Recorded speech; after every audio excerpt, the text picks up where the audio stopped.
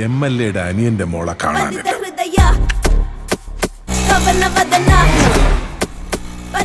ഞാനിവിടെ ബസ് സ്റ്റാൻഡിന്റെ മുമ്പിലാ. തിരുവനന്തപുരത്ത് എവിടെ എങ്ങനെയൊക്കെ പോണെന്ന് ഗൂഗിൾ ആൻഡിയൊക്കെ നന്നായിട്ട് എനിക്കറിയാം. മനസ്സിലായോ? ഞാൻ കണ്ടതാ, ഈ കണ്ണുകൊണ്ട് കണ്ടതാ. വലവീശി കഴിഞ്ഞു. അതെ, എത്ര മണിക്കാ കല്യാണം? 9:30. ഈ കല്യാണം നടക്കില്ല. അച്ഛന് സംശയമാണ്. സാർ SP രാജ്കുമാർ സാറിന്റെ ഫ്രണ്ടാ. ആ കാറും കോട്ടും കണ്ടോ, വലിയ പുള്ളി എന്നാ തോന്നുന്നത്. ഞാനേ ഇടയ്ക്കൊക്കെ ആലോചിക്കാറുണ്ട്, ഈ ഊട്ടിയിലുള്ളവരൊക്കെ എവിടെയാ ടൂർ പോകുന്നെന്ന്. അവൻ നിർത്തത്തില്ല, നീ വിളിക്കുന്ന എടുക്ക. ഒരു മാറ്റവും ഇല്ലല്ലേ? ഞാൻ ചേട്ടനെ ഫസ്റ്റ് കണ്ടപ്പോ സംശയിച്ചു. എന്ത് സംശയം? ചേട്ടാ വിളിക്കണോ അങ്കിളെ വിളിക്കണോ? എപ്പോ ഒരുത്തിയെ കല്യാണം കഴിക്കാൻ ആലോചിക്കുന്നു അപ്പൊ ബ്രേക്കപ്പ് ആവും.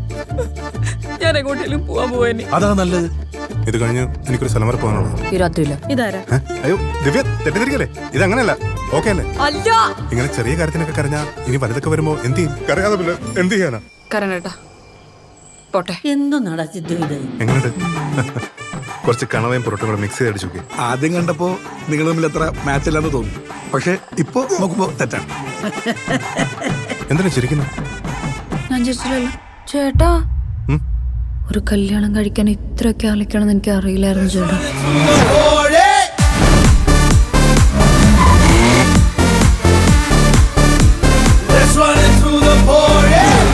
ഇപ്പൊ സംഭവം വർക്കൗട്ടായില്ലേ?